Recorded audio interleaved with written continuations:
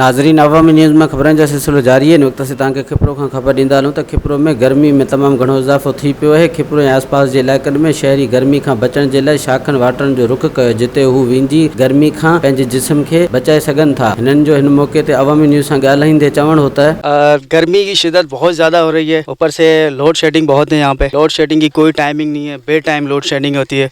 और गर्मी का टेम्परेचर जिस तरीके से सबको पता है बहुत ज़्यादा 50 से अबव टेम्परेचर था परसों। यहाँ पर हमारी डेली की रूटीन है, यहीं आके हम नहाते हैं ताकि गर्मी जो है जिस्म की वो कम हो सके और गर्मी से जो है हमें छुटकारा हासिल हो सके।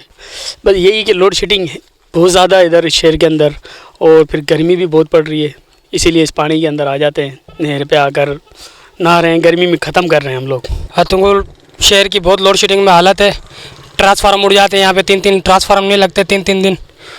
और गर्मी की शिद्दत कम करने के लिए यहाँ पे नहर पे आके नहाते हैं और अपनी गर्मी दूर करते हैं। शहर के अंदर बहुत हालत है, लेडीज़ों की बच्चों की बहुत बुरी हालत होती है गर्मी की शिद्दत में।